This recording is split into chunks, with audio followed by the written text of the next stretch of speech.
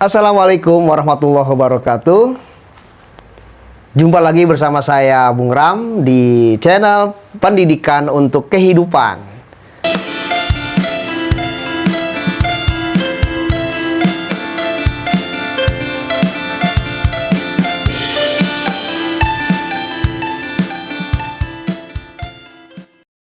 Dan pada kali ini kita akan membahas di episode yang ke-6 ini tentang sekolah. Kita akan ngomongin tentang sekolah lagi.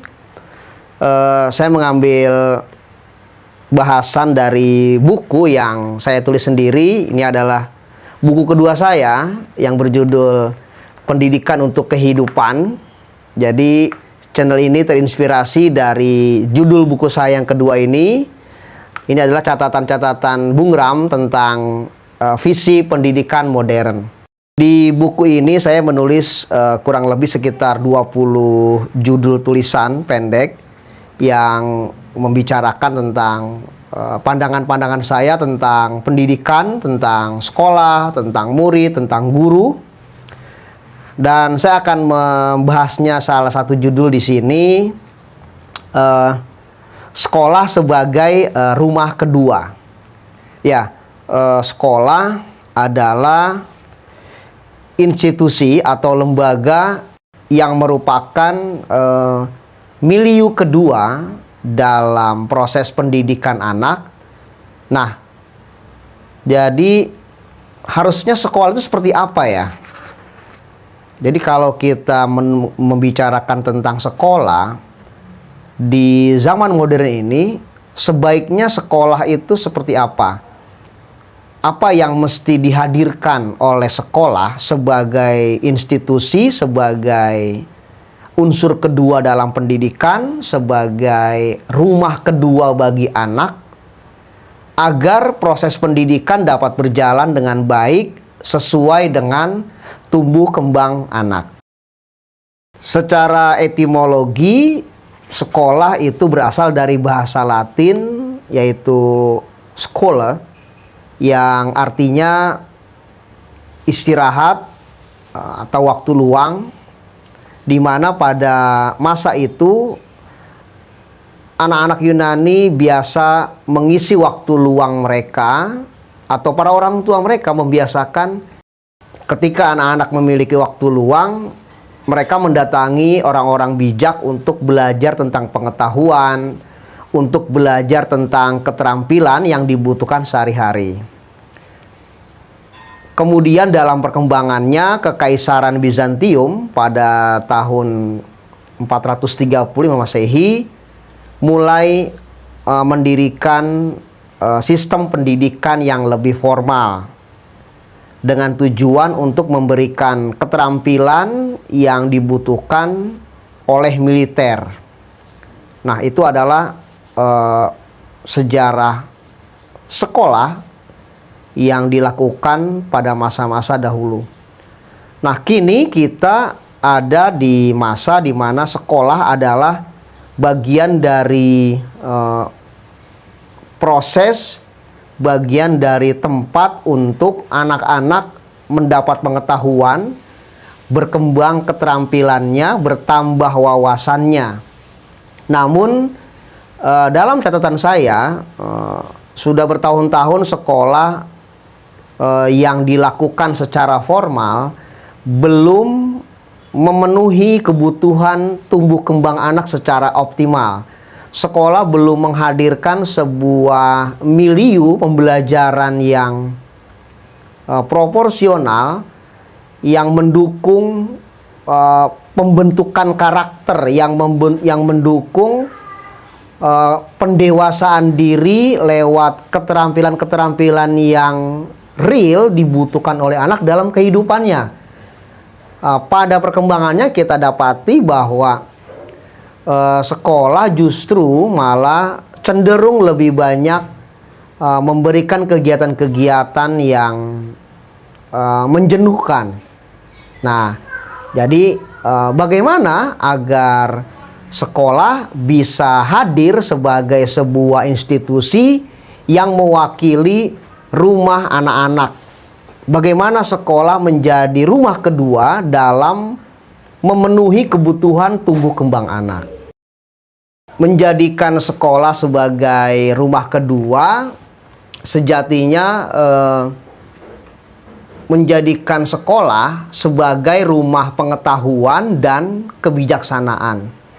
Nah, ini maksudnya bahwa proses yang dialami oleh anak-anak dalam setiap kegiatan di sekolah hendaknya memperhatikan kebutuhan mereka sebagai individu yang tumbuh laksana di rumah. Nah, maka hendaklah sekolah yang bisa mewakili rumah kedua buat anak-anak sehingga pembelajaran dapat berjalan dengan baik, memperhatikan tentang kebutuhan intelektualitas anak, memperhatikan kebutuhan keterampilan anak, dan juga memperhatikan kebutuhan emosi anak, sehingga kita sebagai tenaga pendidik dapat melaksanakan proses pendidikan yang sesuai dengan usia perkembangannya. Nah, sekolah yang berdiri sebagai rumah kedua menurut para pakar pendidikan hendaknya memperhatikan antara kemampuan akademis siswa dengan perkembangan intelektualnya. Nah, artinya harus ada perhatian yang sama dan keseimbangan yang perlu dilaksanakan secara proporsional, sebagaimana Peter Gray PhD mengatakan dalam salah satu artikelnya bahwa keterampilan akademis adalah aktivitas yang direkayasa, yang dimanipulasi oleh guru untuk pengetahuan-pengetahuan akademik seperti membaca, menulis, berhitung, yang mana kemampuan anak dalam menerima pengetahuan secara akademis akan dipengaruhi oleh keterampilan atau kemampuan intelektualnya, di mana setiap anak memiliki perbedaan-perbedaan yang spesifik. Jadi menurut Peter Gray, keterampilan intelektual itu berkaitan dengan bagaimana anak mampu menjelajah, bagaimana kebiasaan anak dalam melihat situasi atau informasi yang baru, bagaimana cara ia menyerap informasi, bagaimana cara ia merespon sesuatu yang ia tangkap. Nah, tentu ini akan berbeda-beda antara satu anak dengan yang lain, sehingga guru sekolah hendaknya memperhatikan tentang keseimbangan antara kecerdasan akademik atau kemampuan akademis dengan keterampilan intelektual.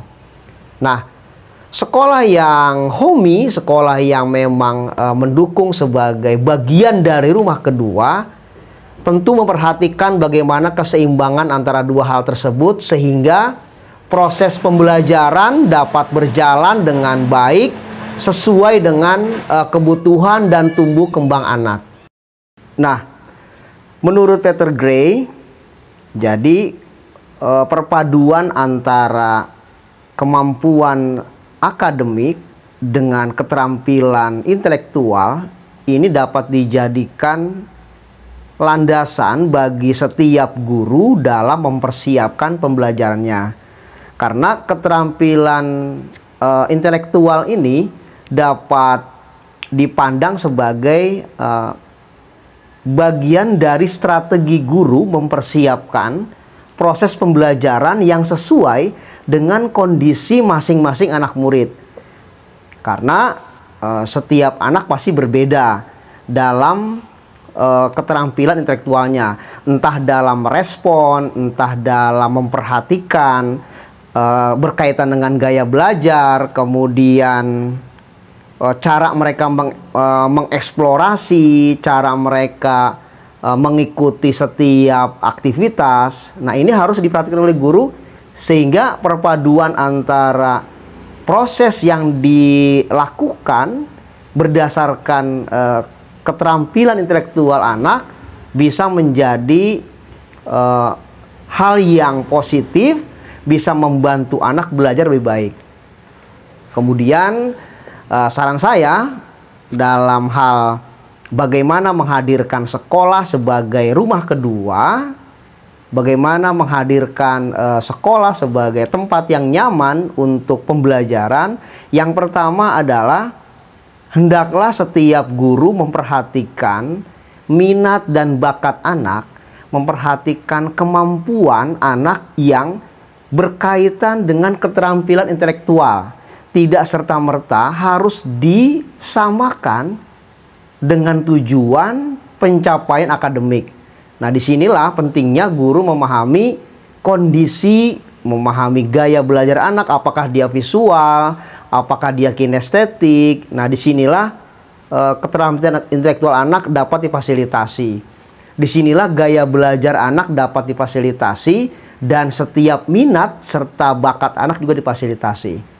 Kemudian yang kedua, hendaklah sekolah ditata, disetting, dipersiapkan senyaman mungkin.